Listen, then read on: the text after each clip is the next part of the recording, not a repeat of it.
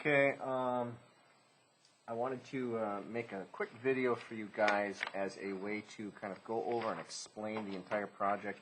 Sometimes it's a little easier to do that when I can do so verbally rather than all through email. You may be completely ready to go and have no questions, but and you may have questions as well after this. Just please reach out if you do.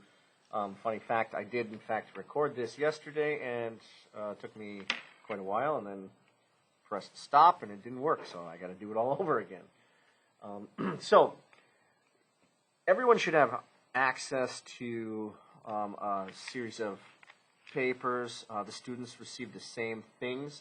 I wanted to talk a little bit about why we do a voice over internet protocol type of interview.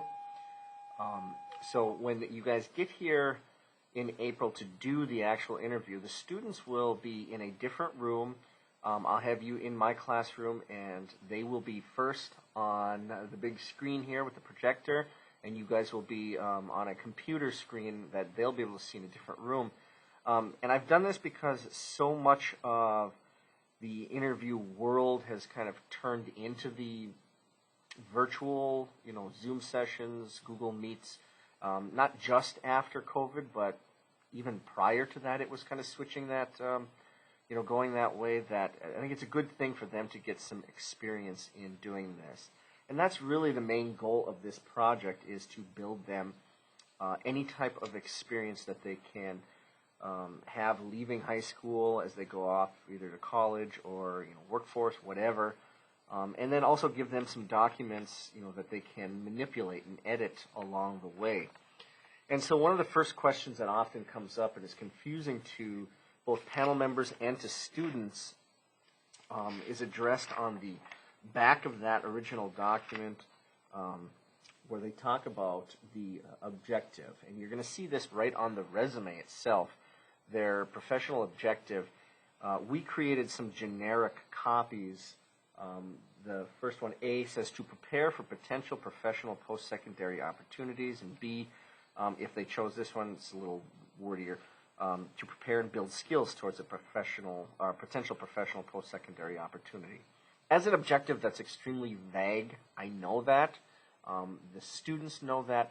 But in the past, where students have chosen an actual goal or objective, say, maybe they want to go to Northern Michigan University, that can sometimes work out in the objective, but I also get those that say, okay, they're completely made up. I'm going to obtain a surgeon's position at, some big hospital. And then nothing really aligns anymore. It doesn't make sense. Their work histories, their educations are not there. And so we've approached this as the goal is to gain experience. And so our objective is worded in that manner. And so if that's confusing to the panel, I'm trying to explain that. And if you have any questions, ask during interview day. But that's really what this purpose is to run through an interview. It's a generic interview. The questions are all generic. And it's to give them some experience, some time in front of a somewhat stressful panel, asking questions in a formal situation. And some of that stuff is listed on this page as well. I'm not going to go through all of that with you. Let's see. The rubrics, you should have copies of these as well. One will cover the interview itself, and the other will cover a cover letter and resume. I'm going to do my best to get final cover letters and resumes to you ahead of the actual interview day. So if you want, you can go ahead and look those over. Obviously, if there are mistakes, issues you have with the letters or the resumes, bring that to their attention as well during the interview, or maybe during the critique of the interview. I've given them a copy of my own resume, not that it's the best in the world or anything, but it gives them some understanding of what alignment looks like, how it may be built up at some point when they do reach different stages of their career.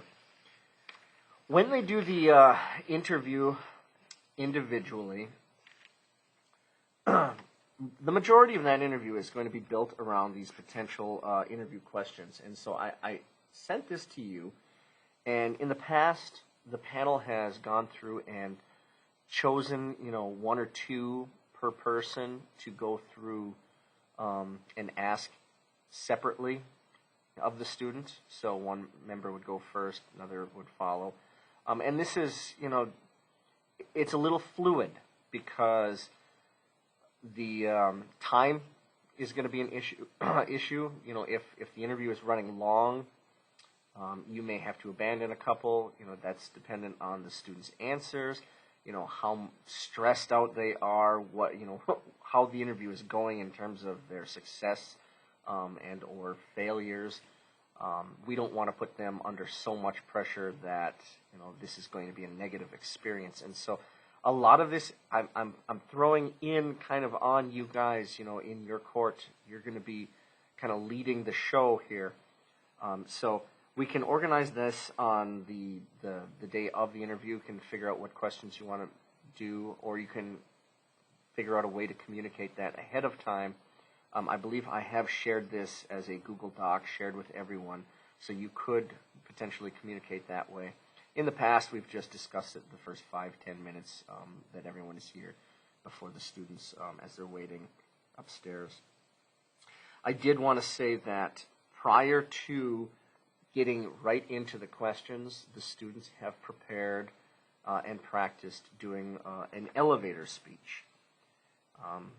And this is something that I've seen done in interviews in the past where, the candidate comes in and does a 30 to 60 second kind of introduction of who they are. We get information about, their hobbies, their goals, what, their character. It's an idea of who they really are, what it is that they want to pass on to, say, a job, the boss, the interview panel for a job or a place that they were attending, something to that effect. Get to know you. And it also serves as an introduction to the interview.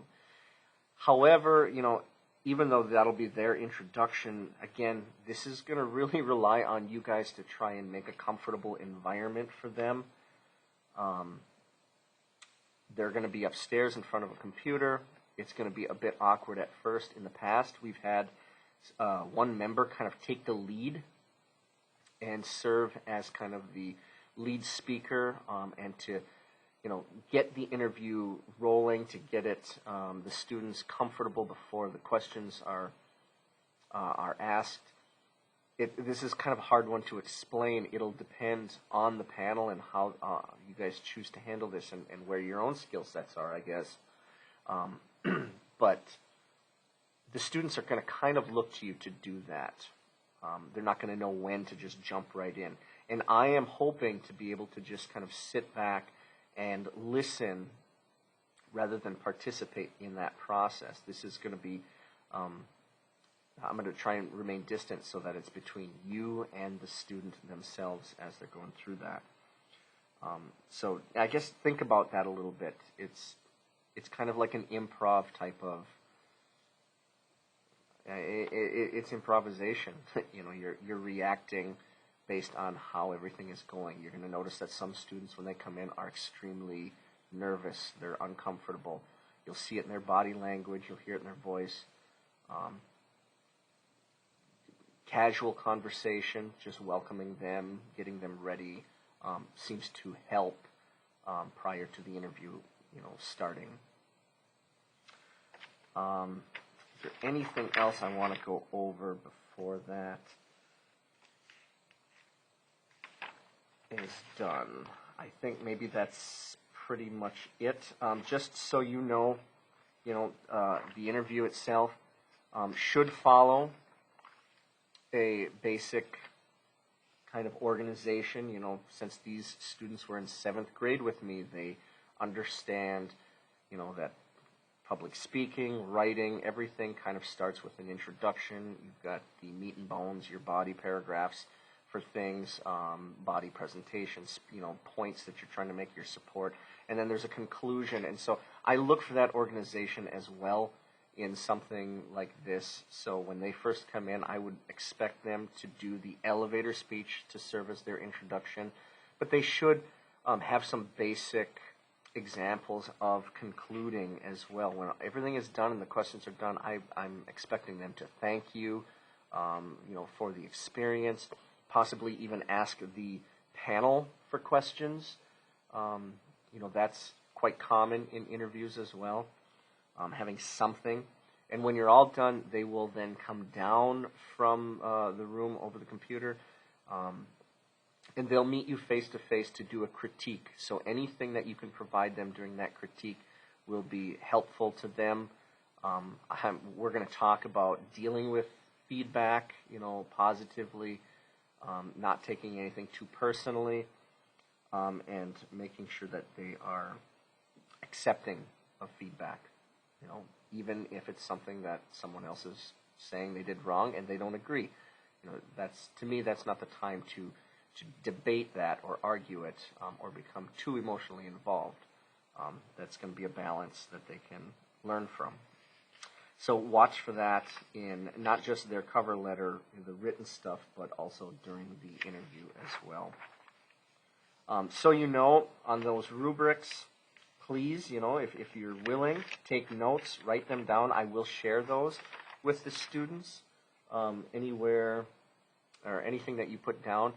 But also know that I am going to be the one that makes the final grades, just to keep it safe and probably legal. But I do take into account the things that you say, what your thoughts are, and I will share all of them, anything that you provide, as well as my final copy with the students, and so they're getting all of these voices at once. I've found in the past that my grades are a bit more lenient than the panels, and while the students appreciate that, I think it also surprises them to a degree. It teaches them that the outside world, the real world, is demanding. The expectations are there. So, if you have any questions before our date in April comes along, please reach out to me at the school. Otherwise, I will see you in April, and it should be a good experience for everyone. Thank you.